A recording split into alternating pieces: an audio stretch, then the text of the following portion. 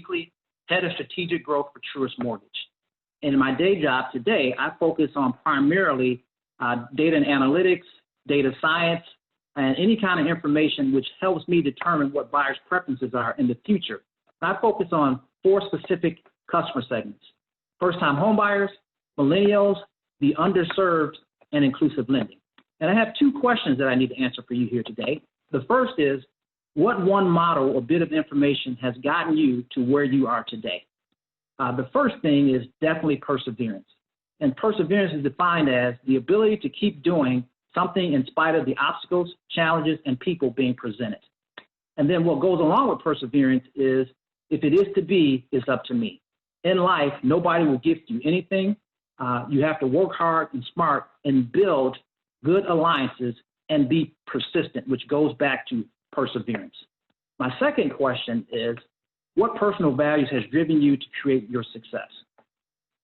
And for me, it's understanding the order of priorities in life. And I had to learn this the hard way at the age of 42. And that's a whole nother conversation that we'll have offline. But understanding the order of priorities in life. First, there's God, family, friends, others, and then your job.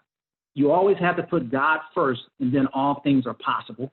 Family, everything we do is for family. The work that we do, the sacrifice that we make, it's all for family.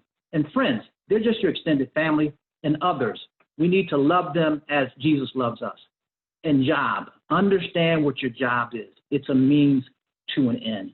And so my 2 questions: what one model or bit of inspiration has gotten you to where you are today? And then my last question was, what personal values has driven you to create your success?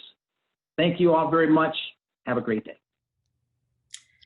I'm Cindy Waldron from Freddie Mac, VP of Housing Insights and Solutions. HomeFree and other nonprofits are important partners in the pursuit for sustainable homeownership. These nonprofits are cornerstones in communities and become an extension of our outreach to make home possible. Freddie's Borrow Help Centers, along with nonprofits, are critical to providing access to education resources, especially in underserved neighborhoods, disproportionately impacted communities of color, and low-income areas. Through our joint efforts, we have been able to bring clarity and confidence to people during the pandemic and to help navigate financial hardships. We also bring opportunity to help prepare people to achieve future homeownership. These partnerships help us reach out into communities and provide for the needs, challenges, and opportunities of current and future homebuyers of all areas, ages, incomes, and diversity.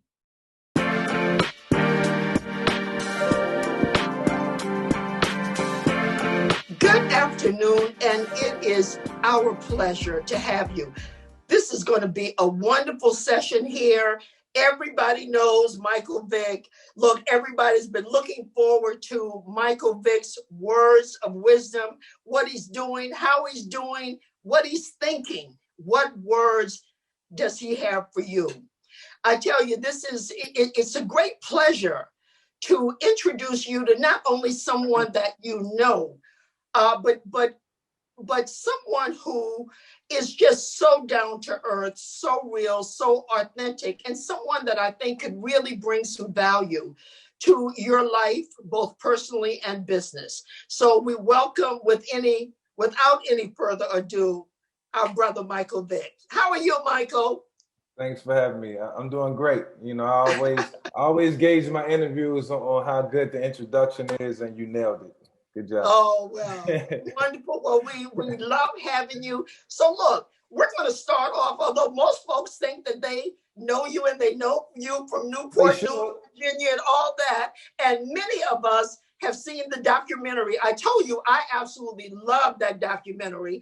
And in fact, when it came back on a couple of weeks ago, we sent an email out to about 200 people for them to take a look at it. So look, they feel they know you like a friend and a family. But look, tell us a little bit about yourself, and then I've got some questions for you. We're going to make this very informal. Yeah, well, I'll start off by saying this. Everybody should know me. My life has been so public, but by force, not by choice. I will say that. You know, obviously dictated by a lot of different circumstances.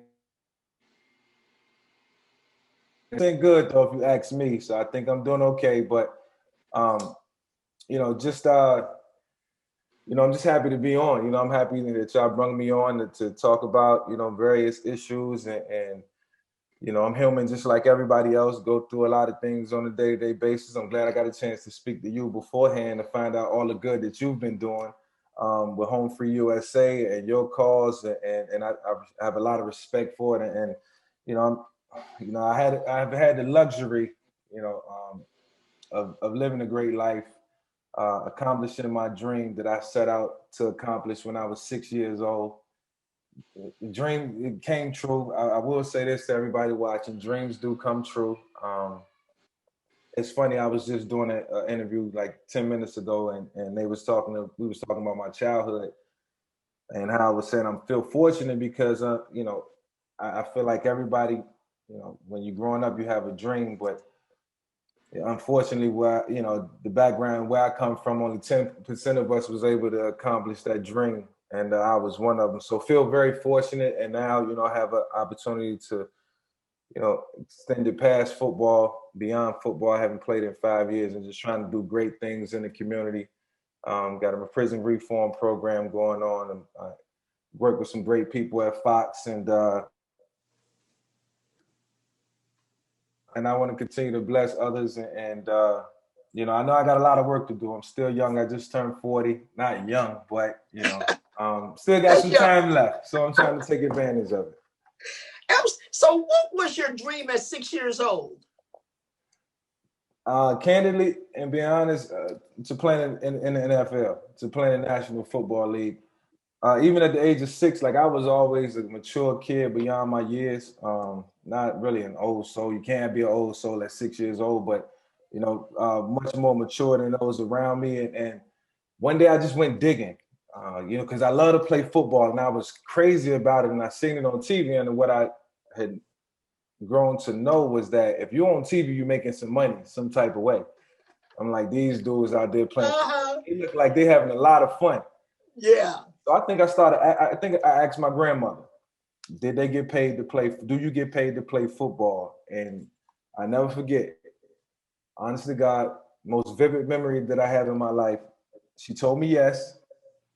And we was watching the Washington Redskins. I remember about it, seeing the logo. I remember because of the logo on the helmet. And I told her I was going to play football in the NFL one day. One, because I was good at it, and two, because they made a lot of money doing it. So I set that goal at 6 years old. And, you know, before she passed away in 2008, unfortunately, I was incarcerated then.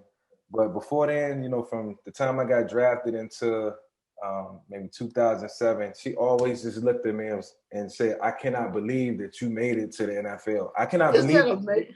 Like years later, I cannot believe that you made it. So I think that's my biggest accomplishment in life because, you know, I made her so proud, and she was the only person in my life who knew, you know, where the origin of that dream came from and where it started. So yeah, it's been unbelievable.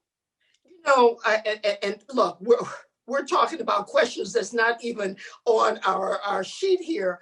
It's okay. What makes you so proud of yourself? What are you most proud about yourself? You know, I had to be resilient in my life, you know, and that came through a lot of tears, though. I mean, you know, I'm a Cancer. I'm an emotional guy. You know, it don't take a lot to get me off my spot. You know, but I can exuberate the toughness when I need to, and it's in there, no doubt.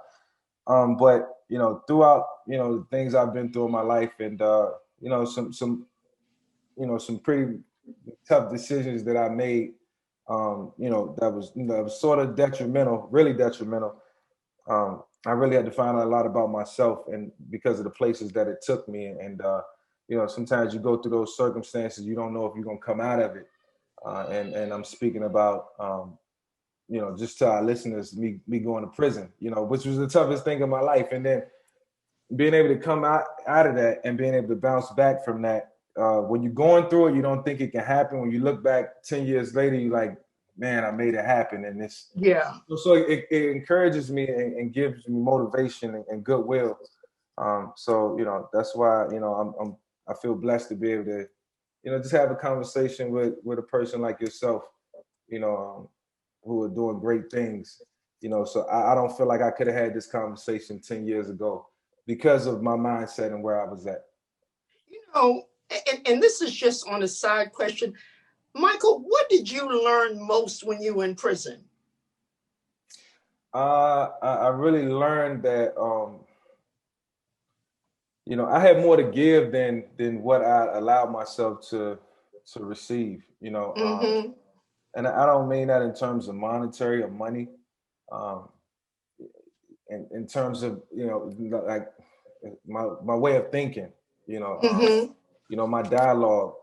I wanted, you know, I always felt like I always felt like I thought too much, like I think too much, Mm-hmm. too deep. Like I just said, 6 years old, and I'm thinking about the National Football League and how much money they're making. So I can drive myself crazy just through my thoughts. But you know, I just, you know, I had to find a way to like channel that and you know, make some good of it, man. And you know, Mm-hmm. it's been a cycle just throughout my whole life, and I still deal with that to this day. Because, you know, I mean, I love to get up early. I love to, you know, have conversations. I love to, you know, try to better myself. And, you know, I feel like the only way to do that is, you know, through reading and really listening to people talk. And you know, you got to create your own voice, you know, and I've been on a path to do that for the last, you know, 10 to 15 years. And I was a knucklehead. If you'd asked me these questions years ago, like I said, I couldn't answer them. I couldn't answer them. But you know one thing, we all grow. We grow, and as we reach different decades in our lives. So now that you're a young 40, you're directed in a different place at 40 than you were at 20, Right. or even 30. We grow, we mature, we learn. And that's how life is. That's how life benefits us. Right. It's definitely how life is. And you talk about the decades from 20 to 30, I'm like, you know, 30 to 40, I'm like, yeah. You know, like 30 to 40, I went through so much, like, and I will have to say my wife was the big reason for it. Like, that's wonderful. For years, she was like the punching bag. And then, you know, from 35 to 40, it was like I became the punching bag, and I was in the corner, and she was telling me what my instructions was. If it was the other way around, I couldn't grow. So I just like watching the whole maturation process. And now that I got kids, I feel more of a bigger responsibility. Absolutely. Look, with all of the things that have gone on in 2020, this year, what is the major lesson that you've learned in 2020 with everything that's gone on? Most importantly, that you know, I have all these great, incredible things in my life, but it's nothing more important to me than family.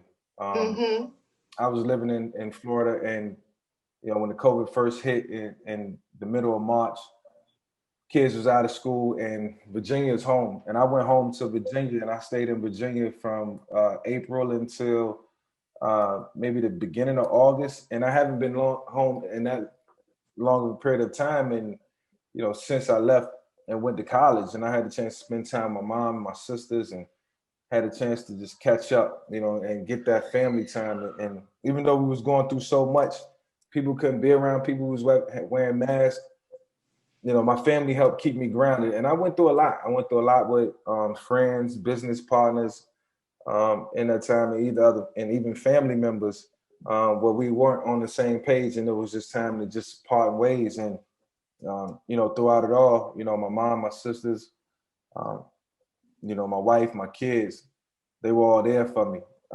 in these difficult times. And days when I was just in an outrage, I might have been on the phone, because all you had was dead time. I'm on the phone. Yeah. You know, I'm screaming at people, and we arguing. And, you know, I had to find myself again. And I had to like really have a woosah moment, like calm down, got your family. So I just realized that family was most important. They like held me down. I had so much fun with them, more fun than I thought I would ever have. you know, and especially being with my wife and kids every day, you know, I got a chance to just make up for lost time with everybody. That's wonderful. That is absolutely wonderful. Michael, what motto do you live by? There's a couple of them, you know, and I learned these mottos or mantras from, you know, people who are my mentors and men of great character. One, Arthur Blank, he always say, "You are what you eat." He used to always tell me that when I was a young 22-year-old quarterback for his Atlanta Falcons football team. You are what you eat, meaning, you know, the people you hang around, you'll be characterized by. Your perception is, you know, the world is 90% perception, 10% reality. So whoever you're around, that's what people are going to think that's who you are. Mm-hmm. And you know, I always believe that even now, and I, you know, explain this to my kids, even though they're good kids, and I don't have to enforce this a lot, that, you know, you go 23 hours in a day doing the right thing. If you slip up in that last hour, then that's all people gonna remember. And my lawyer Larry Woodward told me that years ago. So those are the kind of two mantras that I live by that help keep me grounded and, you know, help me with my day-to-day decision making, because I still need help with it. That's great. That's great. Another question. When you were at your lowest point, how did you get through it? This is a good question. Probably the greatest question I've ever been asked. But I have to say, it wasn't, you know, it wasn't because of another human being. Like, that was part of the motivation, but I have to say it was God, man. You know, my maker, who I believe in, my higher power. That was the only way I can get strength. The next closest spirit was my wife. Mm-hmm. You know, because as long as she was smiling, I was good. You know, that's all the strength I had. You know, and I had room for nothing else. You know, I think anything else in life was just talk at the time. But man, I'm talking about the two common denominators that just helped me get through was definitely, you know, my higher power and my wife, man. So, yeah.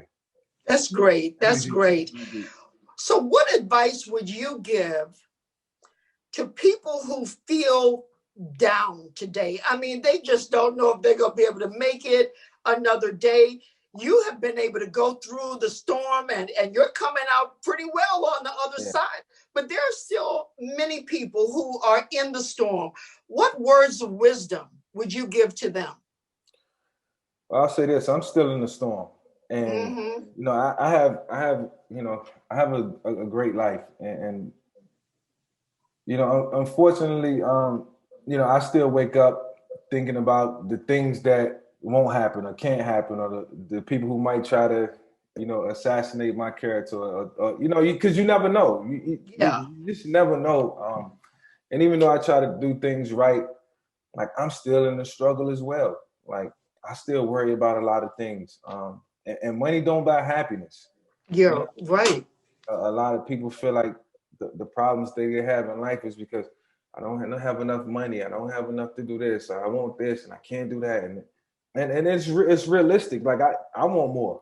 Like, I would love to have $100 million and fly in private jets and not have to fly commercials sometimes in first class, and people worrying about, you know, asking me questions all the time. But I find all the positives that's being generated in my life, and you know, even when I didn't have anything, as long as I had, you know, an opportunity to wake up every day and create something in my life, I just always felt like that as long as I was breathing, even when I was incarcerated and I had no money, as long as I can wait, if I got my freedom, then I have an opportunity to do something in my life. So there's really nothing to be down about. You're gonna have down days. People are gonna have down days. That's just, nobody has lived a perfect life ever. You know, 30 days in a month, you might have, you know, 14 down days. You know, and the other, you know, 18 might be glorified for some reason. Yeah. But just know everybody's going through the same thing. So that's how I encourage people. We all go through the same thing, just on different levels. So as we get sort of closer to the end of our conversation, I want you to finish this sentence. And it is, I want you to think about what you would say to your younger self, knowing what you know now. So you would say, Michael, finish that. Can't say what I really want to say. So you can't say it, but like in general, or just how? Yeah, I can't say how I want to say it, so let me just put it in different terms. You need to go look yourself in the mirror, and if you like what you see, then good riddance. If you don't, then find out the reasons why you don't like what you see. Right. And I say that because I was talking to my younger cousin yesterday, who's about 6 years younger than me, and for some odd reason, we jumped on the phone and we started talking, and we was talking about the past, and how we had to grow to get to where we are today, and how we still got a lot of growing to do. But he was just, we was just saying, like, he made a reference, like, if you look yourself in the mirror and you don't like what you see, then it's a reason you don't like what you see, and you know why you don't like what you see. Mm-hmm. But you can look yourself in the mirror, you can be positive about it. Everybody watching this know, like, you can walk in the mirror, everybody go to the mirror after this conversation and ask yourself if you like what you see. If you don't, you're gonna know the reasons why. If you do, you're gonna know why. And when he said that, it just hits home in so many different areas. This is my younger cousin talking to me. I always felt like I was the guy who, instilled all the wisdom, but now they bring it right back at me, and I love it. I love to build with guys, man. And so that's kind of that's the origin of you having success. You gotta like what you see in the mirror. You got that right. Well, look, I tell you, we are just really, really proud of you. I've got two more questions here. Right. No, and this deals with the NFL. Now, right. So what would you say to players who are playing now in terms of how they should position their lives after they stop playing? What should they do? What words of wisdom would you give? I mean, just coming from a guy who hasn't played in the NFL in 5 years, and when I walked away from football, I was content. But so I'm speaking to a couple of different groups of guys here. One, guys who have a short-lived career who might not be ready to exit, but kind of forced to exit. And that can come through various things. Body might give out on you. You might have an injury. And then there's guys who play 15-year careers and they totally satisfied when they're done. What I say to those guys is you gotta set yourself up for life after football, because you just don't know when it's going to end. And for some guys, self-consciously, they know when it's coming to an end. And some guys' careers are better and longer than others. But throughout that process, more important, I would tell them, save your money, because you're gonna live a lot longer than God willing, you'll live a lot longer than the amount of time that you played, in your respective profession. And then two, just have a plan when you get out. You might want to go into real estate. You might want to go into, you might want to go back and get your degree. You might want to become a coach, college, pro, NFL. Mm-hmm. You got to have a game plan. The last thing you want to do is say, I'm going to take 2 years off. And then, because in that 2 years, positions are filling up, TV positions. Yeah. You got to come out and get right into it, and because you get bored, just because, like I said, money don't buy happiness. It don't buy happiness. You got to stay active.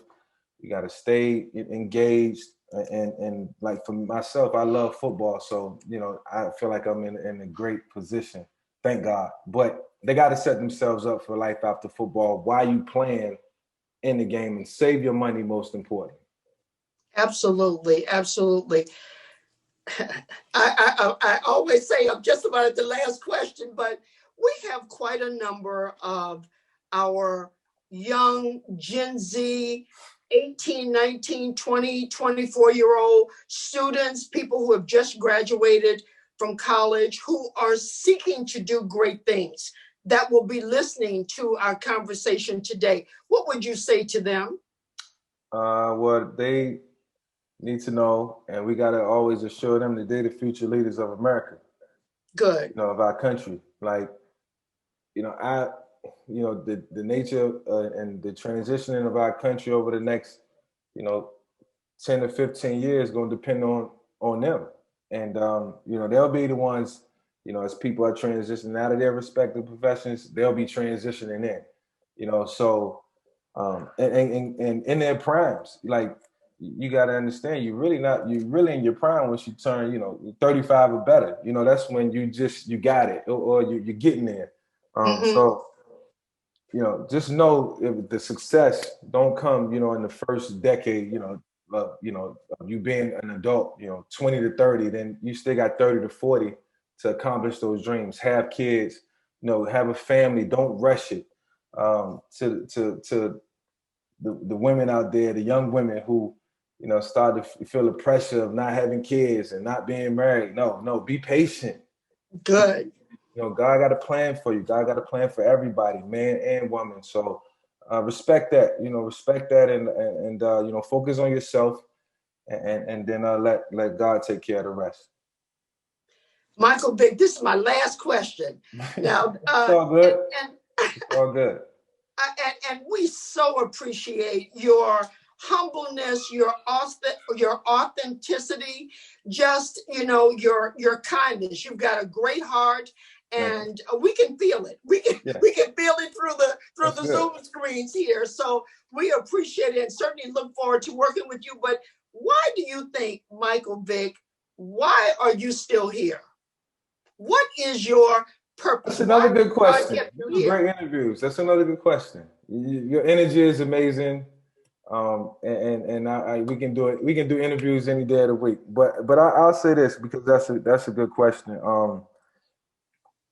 I'll shorten it up. I'm here because of a lot of people. Where do I start?